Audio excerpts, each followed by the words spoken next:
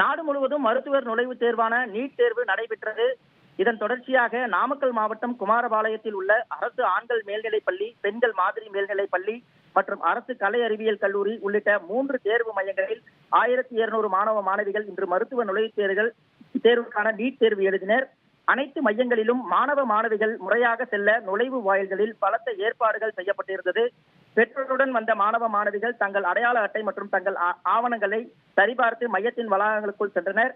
இந்நிலையில் தேர்வு எழுத 9:30 மணிக்கு 2 நிமிடங்களே இருந்தபொழுது ராசிபுரம் தாலுகா காலப்பநாயக்கன்பட்டி பகுதியைச் சேர்ந்த மோகனஸ்ரீ என்ற மாணவி அரசு கலை அறிவியல் கல்லூரிக்கு செல்வதற்கு பதிலாக அரசு மாதிரி பெண்கள் மேல்நிலைப்பள்ளி தேர்வு மையத்திற்கு வந்துவிட்டார்.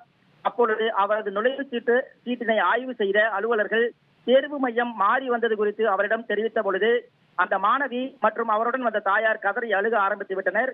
இதனை கண்ட குமாரபாளையம் காவல் ஆய்வாளர் தவமணி உடனடியாக அந்த மாணவிக்கு உதவும் நோக்கத்துடன் தனது காவல்துறை வாகனத்தில் வாகன ஓட்டுநர் அங்கமுத்து உதவியுடன் உடனடியாக சரியான நேரத்திற்கு அரசினர் கலை அறிவியல் கல்லூரி தேர்வு மையத்திற்கு அனுப்பி வைத்தார். உங்கள் தந்தி ஒன் தொலைக்காட்சியில் அலாவுதீன் தினமும் இரவு 8 மணிக்கு காணத் தவறாதீர்கள்.